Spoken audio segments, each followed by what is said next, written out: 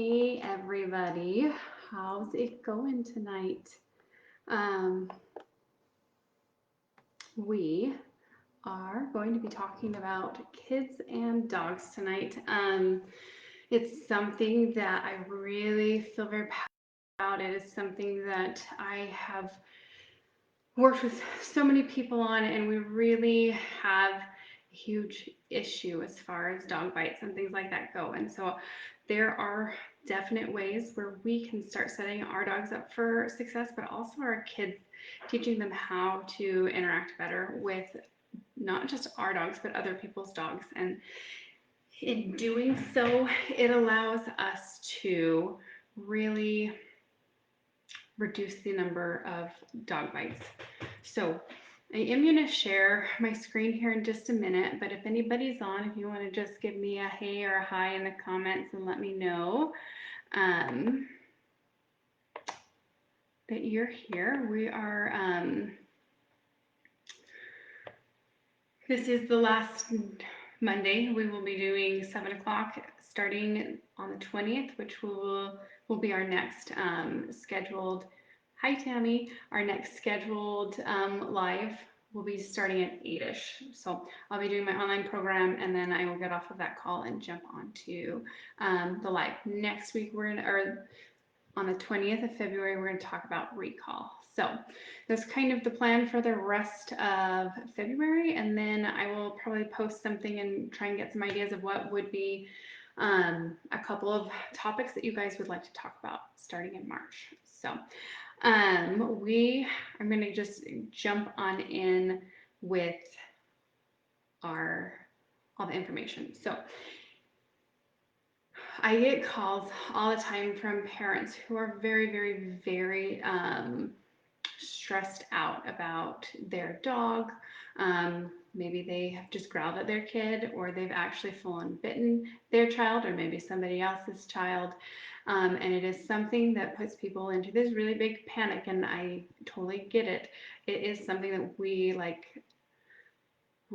go, oh, I didn't see that coming. I didn't expect my dog to do that, but here we are. Now I have this issue. So tonight's goal really is to teach you what these little subtle signs that dogs are giving you that are telling you, hey, I'm uncomfortable, so that we don't get to the point where they have to resort and get to that bite stage. So dogs have two instincts as far as it goes to being uncomfortable. The first is avoidance, which they will get up and move away, and the second they'll kind of move into if that first one doesn't work, and that's more that aggression, so a snap, a growl, a bite, things like that. So if we can keep dogs into that avoidance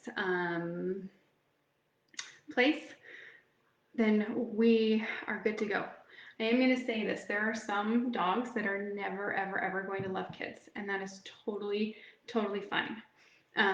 It's just not appropriate for them to be growling and snapping and barking at the kids. So we are going to really cover appropriate behavior versus what should be expected. So dog bites.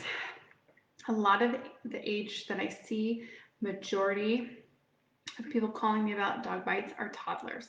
18 months to about 4 or 5, when the kids are just still kind of all over the place. They're toddling along. They're really, really, really unpredictable. And it does make a lot of dogs uncomfortable. So my golden, she's going to be 8. She's going to be 8. She did not grow up with kids in the home. She knew the cousins and she loved the cousins. And we brought our son home when she was about 4. And she absolutely adored him until he started moving and walking. And then we started running into issues where he would toddle near her and she just would, you could just see she was uncomfortable, and we were trying to get her to move, but he had toddled and had fallen on her a few times, and we had some snaps. Luckily, no injuries, but it was something that was like, this has to stop now.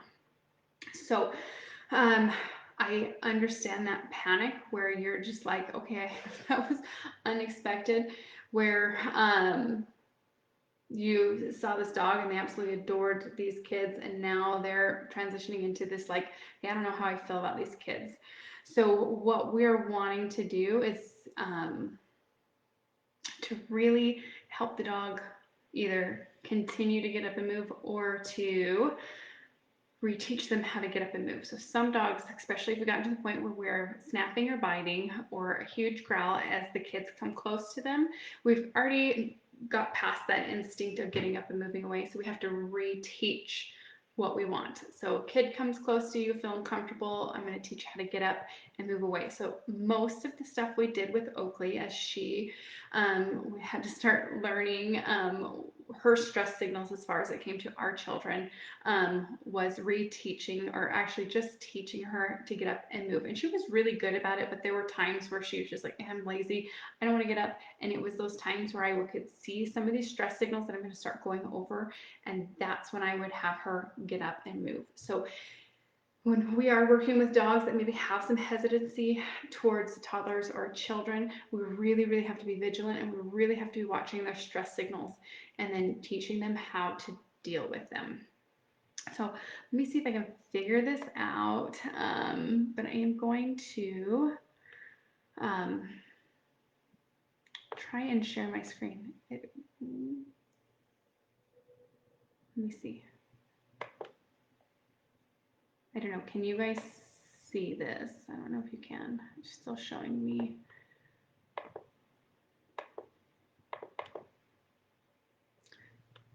I figured out all the stuff on Zoom, but on Facebook, not so much. Where did it go?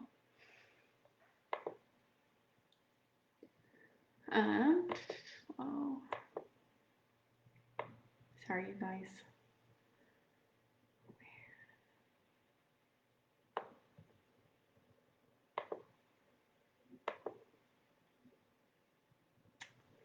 Darn it. It gave me the option to share my screen, but I don't see it anymore. Well, I am looking for those that are on. Is anyone having issues as far as it comes to your dogs and children? Is there something that you are struggling with, stressed with? If not, that's totally fine. But if you are having issues, if you want to just go ahead and put that in the comments, and I can chat about those. I'm really just trying to find how to share. Sorry, guys.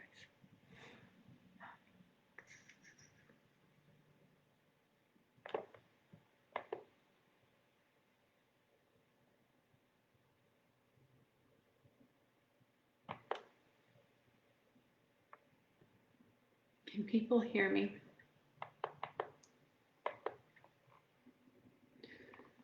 Okay.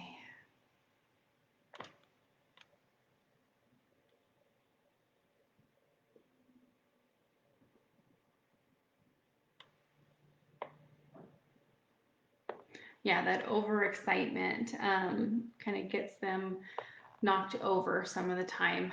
And teaching them a little body awareness is really hard. For some, especially those bigger dogs, even my dogs, I'm kind of just like, hey, look, the kids are playing on the ground. You don't need to like jump through them. So I totally get that. Marley, not currently, but you foster dogs, so you're watching for future info. Absolutely.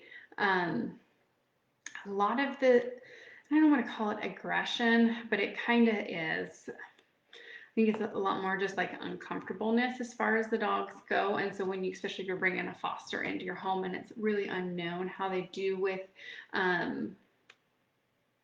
children, knowing these signs can really help you keep your dog safe or that foster safe and keep your kids safe. Because really, honestly, the whole goal here is to keep our dogs from getting a bite history and keeping them safe. But we also want to keep our kids and other children safe as well. Okay, I might just see if I can pull it up on my other computer. I'm sorry, you guys. It was showing.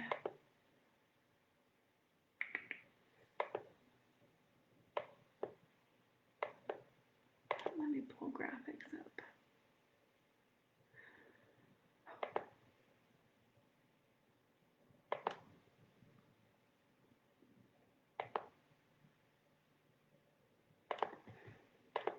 Okay, let me pull this up. So we're going to talk about a few different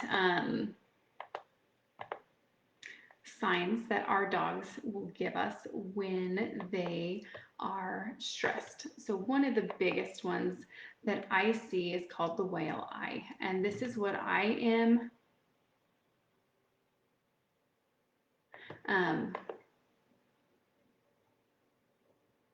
it's the one that I see the most often. Is you will kind of see them start to like look away, and you're gonna be able to see the whites of their eyes. And the more stressed out they are, the more white you are going to see.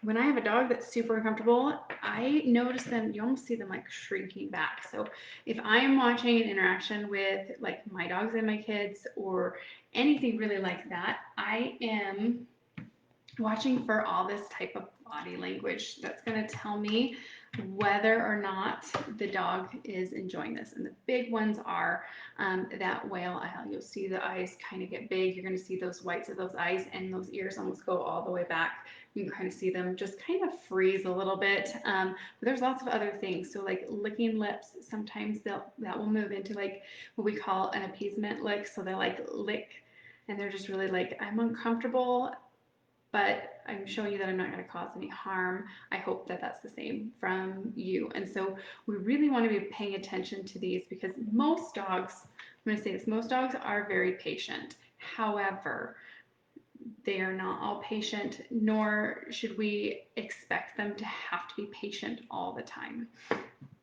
So let's see. This is going to work. Don't know.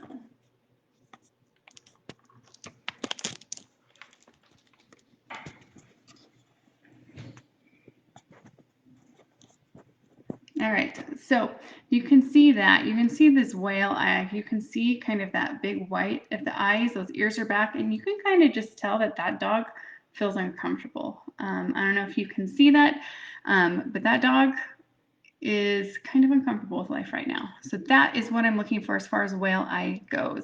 You're also going to start seeing some yawning with the dog. People think maybe they're sleepy, but here's that whale eye again, and those ears are back. You can just kind of tell the dog just doesn't feel super comfortable. That's an uncomfortable look on a dog. So some dogs are going to just turn their head away. They're going to be avoiding the interaction. So most dogs really do not like hugs, and they really do not like hugs from kids. And so you can see here that this dog is turning its head away. It's trying to work through the stress that it is feeling. So here we have this dog right here, and it's licking that lips. That is a nervous behavior. You can see that he is turning his head away, and sometimes when we get closer to the dog, you might have them lick your face. Maybe they lick your kid's hand, and it's more like an appeasement lick, like I was talking about.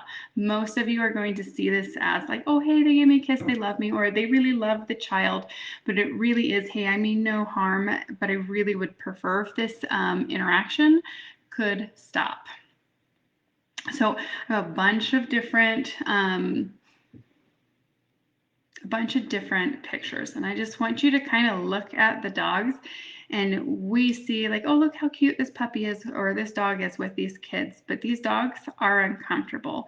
You can kind of just see it by the look on their face. This one and this one, they are more in avoidance is what I'm seeing, and they're really being very patient, like, okay, I'm just gonna get through this.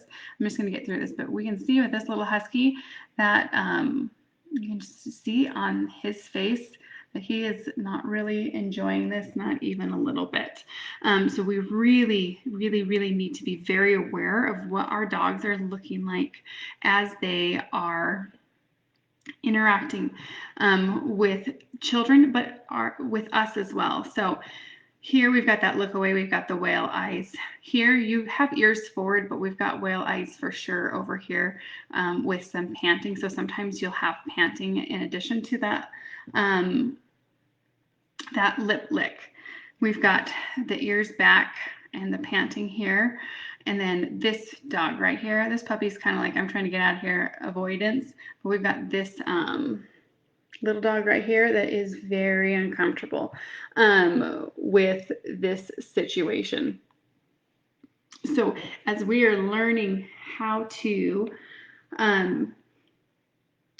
see the interactions and see how our dogs feel about the interactions, it's so important, because if we start seeing some of these signs, that's a good cue that we need to get our dogs out of there.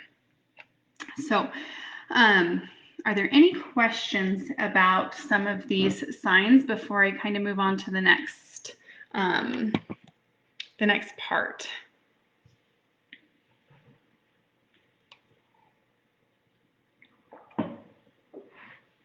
And honestly, I learned more and more and more about body language, and I just, at this point in my career, I can look and go, oh, that dog's uncomfortable.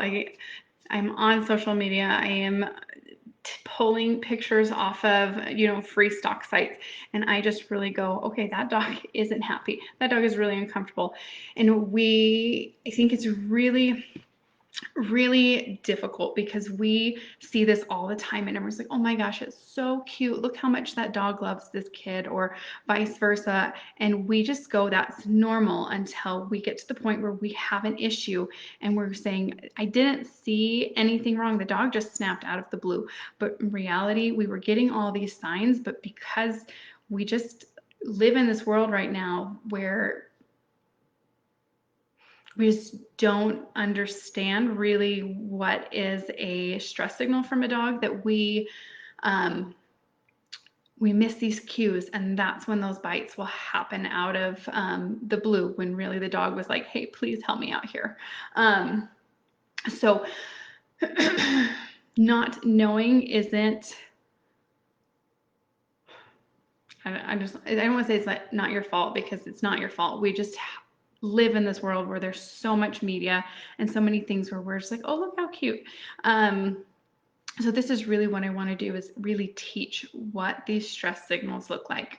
And so if you have more questions, please reach out about some of these things. So like I said before, a dog's instinct is one to move away when they're uncomfortable, and we see this not only with kids but in other situations. So if you're out on a walk and you're walking down the street and someone approaches and maybe your dog moves from one side to the other side and they kind of are hiding behind you, that's an instinct of moving away from what is uncomfortable. And then the second is moving from that avoidance into aggression or reactivity type of things. And most dogs only move there once the avoidance isn't working. So here's the big thing when it comes to kids, and this was my rule before we had children.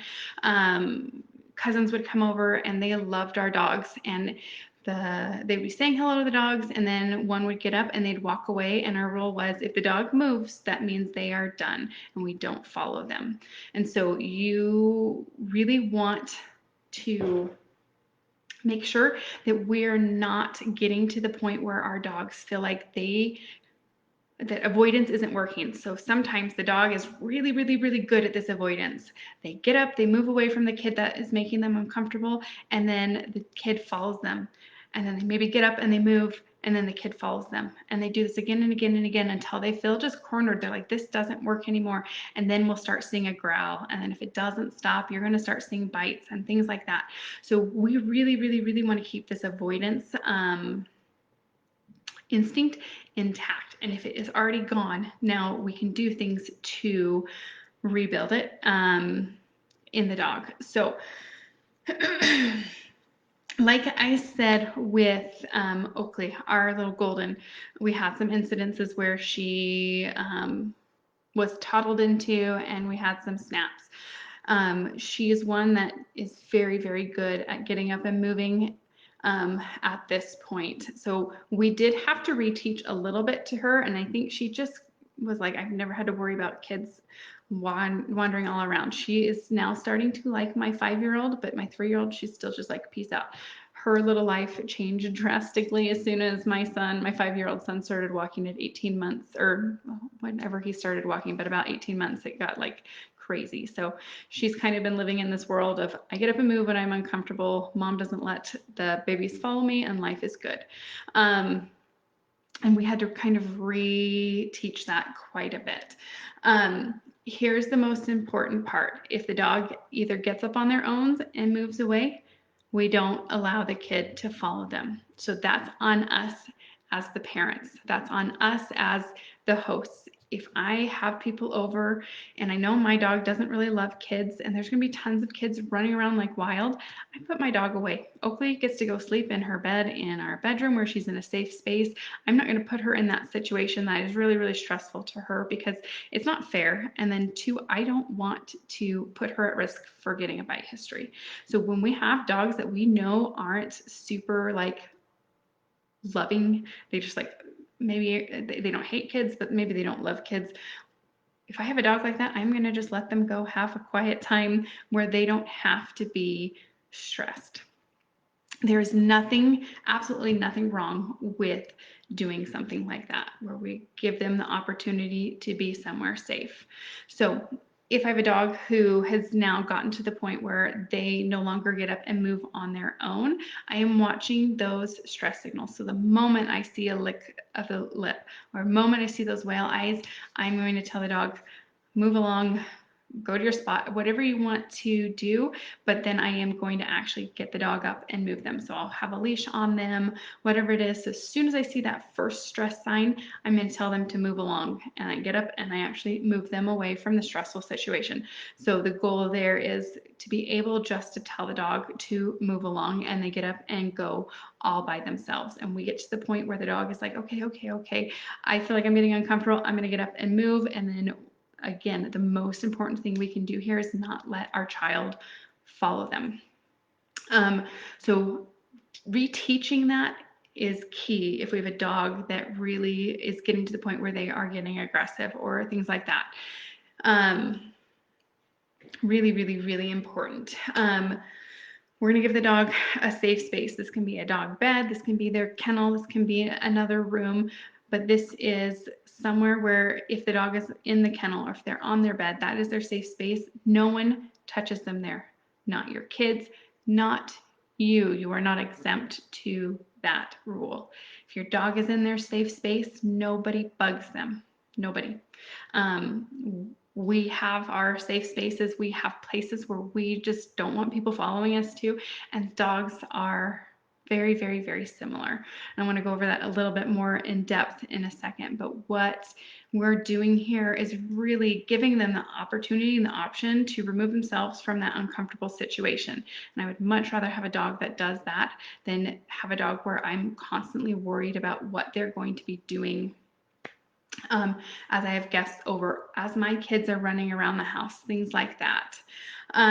So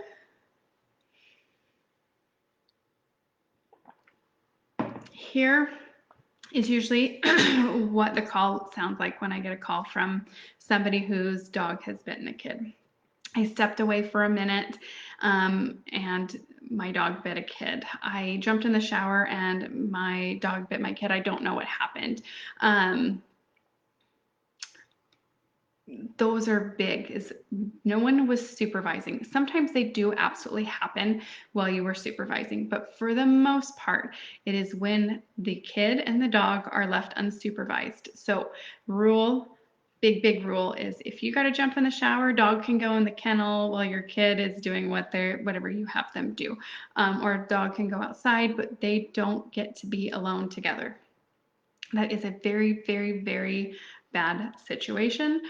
And like I said, majority of the calls I get from people saying, hey, my dog bit my kid, is I wasn't in the room. It happened like that. I went to the other room to do something and I hear my kid scream.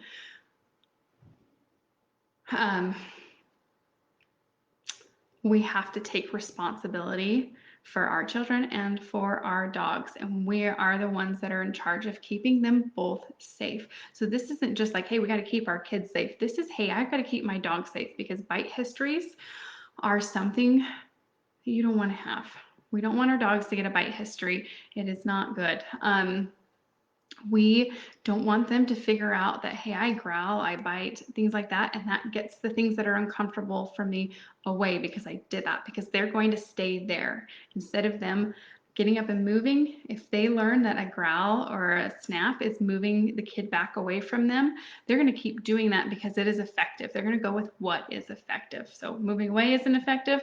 Growling at the kid is very effective. We're going to just stay here. So we're going to run into more problems the more we let them kind of stay in this non-avoidant place. So we're always supervising those interactions. So important. There are people who I don't let my kids go play at their houses because it's not that I don't trust their dog, it's I don't trust my child. We have to teach our dogs our children how to interact appropriately with dogs. And that being said, if you don't have kids, but we have to also advocate for our dogs. If we know our dogs do not like children, they feel very uncomfortable around them. If kids are running up to us on a walk, we need to be comfortable enough to say, stop. Please don't come any closer. My dog doesn't want to say hi, and to continue moving. So if you don't have kids, but we have a dog that is stressed with kids, we need to advocate. Now, if we have children in the home and we have dogs in the home, or we go places that have dogs in the home, we need to teach our children how to interact appropriately with children. And it is easier said than done because I'm living it right now. I have a 3-year-old, very strong-willed, loves to tell me no, and then a 5-year-old. I went to one of their doctor's appointments and I knew the doctor really well, and he goes, you need to be so careful. This is the age where we see a lot of dog bites, but your kids are so comfortable around dogs because that's all they know, because they see dogs within my profession all the time. They know dogs. We had to be very careful about interactions that we allowed them. So a lot of people go, my dog doesn't care about kids. They're really nice. They're actually really awesome with kids. And I just want to say that awesome, your dog may be very patient. So Skippy is my big white fluffy golden. She's very patient with my children to the point where it's like I have to move her to get her away from the situations where I can tell she is very, very stressed about. She is a patient dog, and we are lucky in that aspect. However, just because your dog is patient now doesn't mean they're going to not be able to get pushed over that patience threshold. So, one too many tail pulls, ear pulls, things like that can send our dogs over that patience threshold.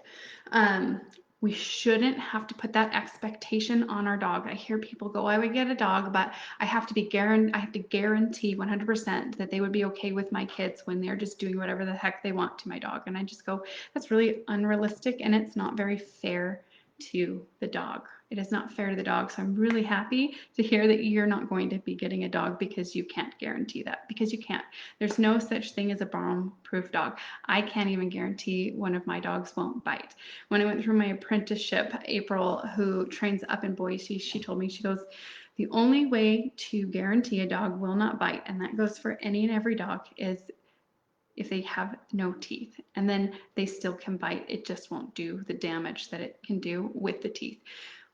Dogs are dogs, and they have instincts, and so we have to be very aware and very, very, very proactive and advocate for our dogs. We should not expect them to be patient. We should not expect that. Most of them are going to be very patient. We're going to be seeing that they are uncomfortable, and we're going to be asking them to move so that we don't get past that threshold of uncomfortableness. So here's the other part of that. When people go, oh, my dog is fantastic with kids, I am not worried about them one bit.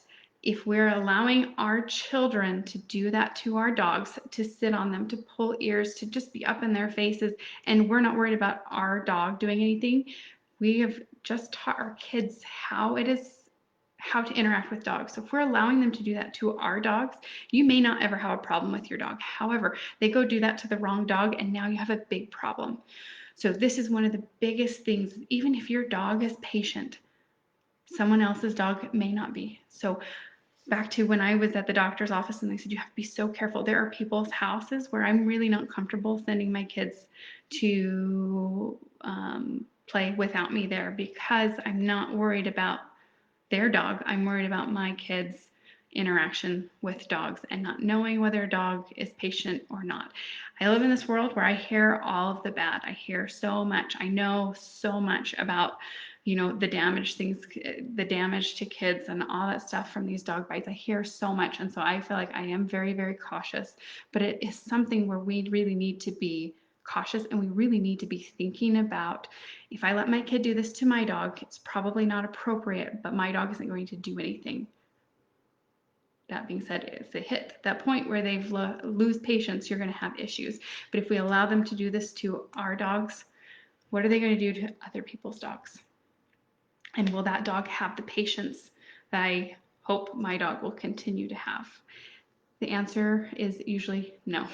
So we really, really, really have to be careful. We really need to work with our children on how to interact with dogs.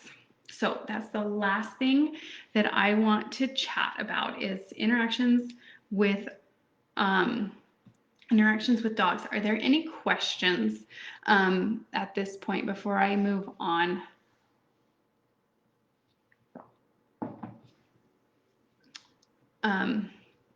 We must teach our kids respect. And then that being said, we need to really learn and be respectful of our dogs too, because I will tell you what, I see kids not knowing better and getting in a dog's face, but then we also see adults getting in their dog's face. It's all over social media as well. You're seeing the people do things with their dogs, and you can just tell that their dog is uncomfortable. Yet we continue to do these things, and we need to respect our dogs, and they can respect us back. It's two-way street. It's not just like, hey, you respect me, I expect you to do this, this, and this, and be okay with everything. That's not realistic, and it is not fair to the dog. So dog bites do happen, but most can be avoided, and that is something that I really, really, really hope we can get to the point where we can start seeing a decrease in dog bites, because they are avoidable for the most part if we understand and know what to look for as far as uncomfortableness goes for the dog. So I just want to put this as an interaction between you and the dog, or an interaction between you and your kid, another person, things like that. So how do I want to say this? Okay. We're saying respect goes both ways. I just want you to think of yourself. Would you appreciate it if somebody you knew was doing this to you? And I'm going to tell you what, I was putting myself in, I was sitting there thinking about, if my kids were doing this to me, because it does happen, would I appreciate it? So, biggest thing, would you appreciate it if someone was in your space bubble, if someone was up in your face, and like talking to you loud and, touching your face? Is that something that you would appreciate? What about like sitting on top of you or jumping on your back? My kids right now are all about like running up and bear hugging me from behind, which is okay some of the time, but for the most part, I would rather just be like, hey, let's jump on with my permission, type of a thing. Pulling your hair, not fun. It's not something I appreciate. Waking you up when you're asleep, not fun.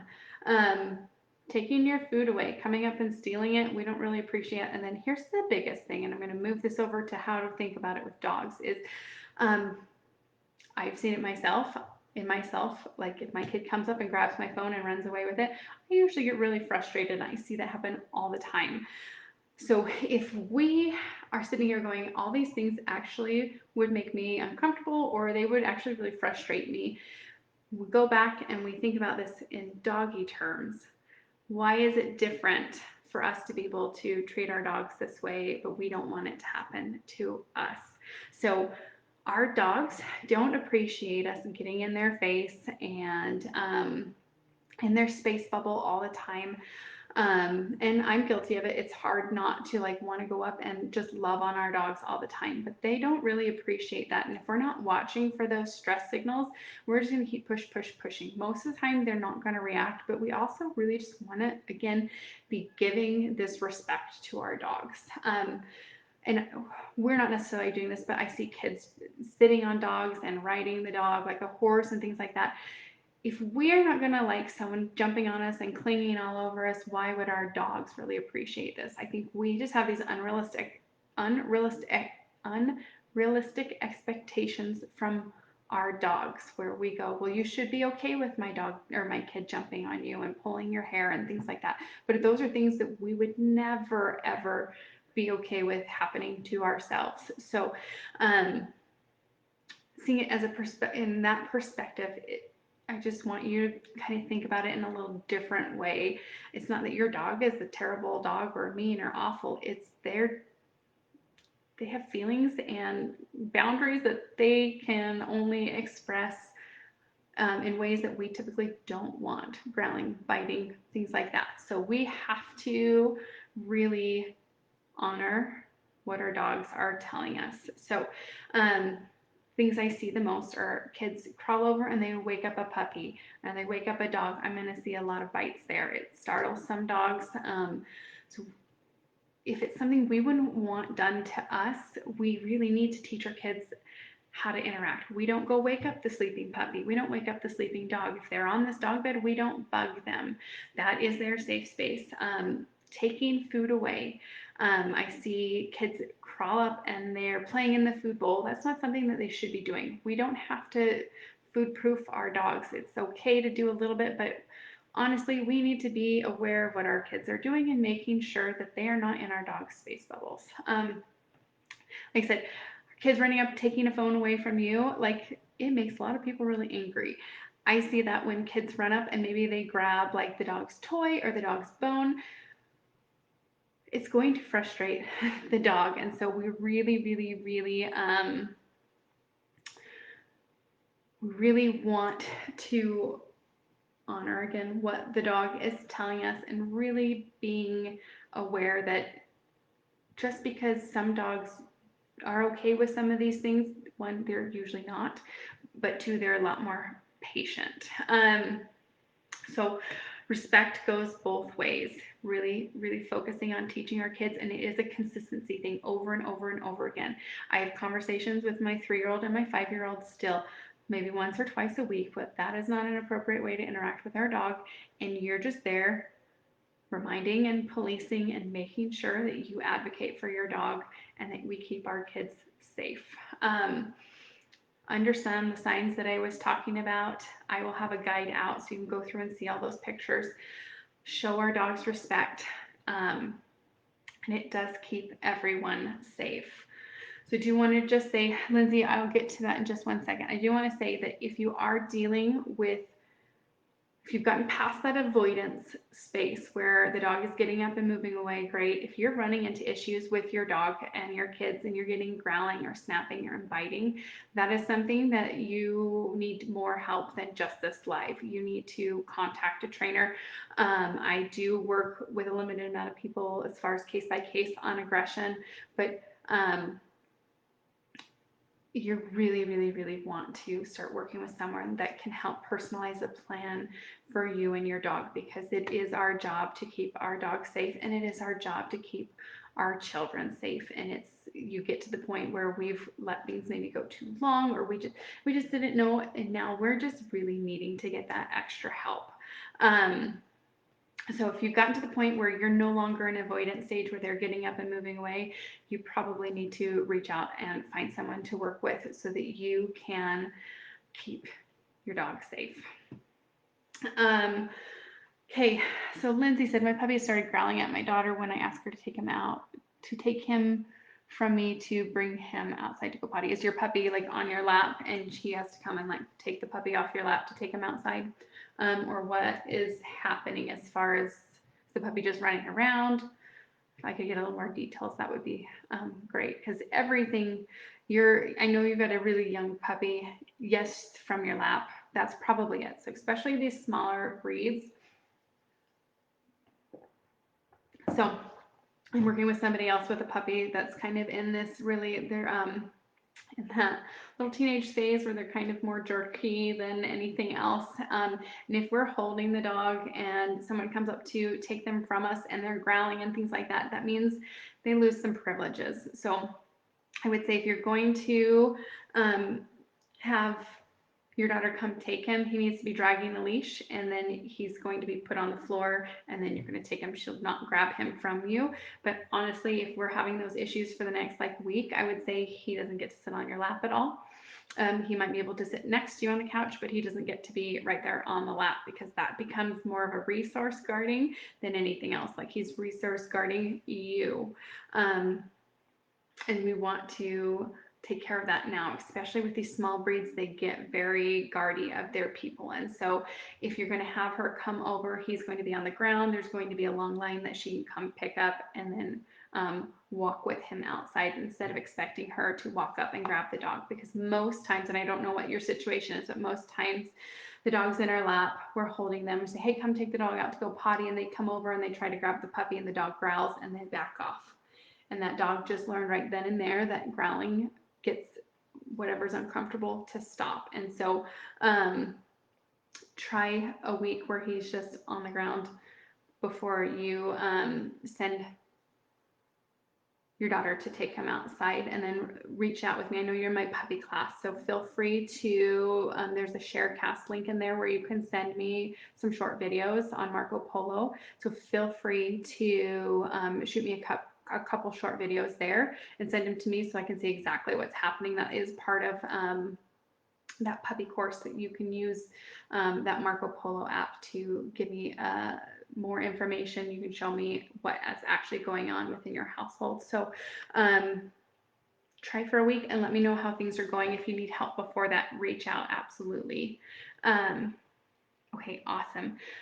All right, I've gone over in time, but this was a big thing, and it's something that, like I said, I see all the time, and it is something, if we can stop dog bites from happening, that's really what we want. Nobody wants to be bit. Nobody wants to have a dog that has bitten a person or a child, and it really comes down to this awareness. And like I said before, we don't know what we don't know, and when we know more, we can do better. So as you learn these signs, and it takes a lot of practice. So as you're scrolling through Facebook or whatever, you can just look and you might see a picture with someone and their dog. You might go, oh, that dog actually looks a little uncomfortable. The more you can see it, the more when your dog is showing those same signs, you can go, oh, I can see that. And then it really is making sure we advocate for those dogs. Thank you guys for showing up. If you have questions on anything, please post them in the comments on the live. I really appreciate you coming tonight. Anyone catching the replay, add questions into the comments. I will be posting the guide, what I kind of showed on the screen. I'm so sorry I could not figure out how to get that shared. So I will have to do some more research if I'm going to do another one like that. But thank you for your patience there, and I will have that posted here pretty soon. And if anyone needs some help or anything like that, please reach out. I'm always just a DM away. I'm happy to answer questions. I'm happy to hear kind of what's going on and let you know how I could help you. So I will end now. Thank you again for coming, and I will chat with you in a couple. I'm so glad you're loving this group. I'm actually having a ton of fun with the group. I'm getting to interact with a lot more people, and it's been fun. So thanks for showing up and asking questions and making comments. You guys are awesome. So I will see you on February 20th. It will be 8 o'clock from here on out. I'll be off my online program, and then I'll jump right into the live. Next time we meet will be the come command. We're going to chat about setting the foundation for a strong come command, or our recall. So I will talk to you guys later. I hope you have a fantastic night. Bye.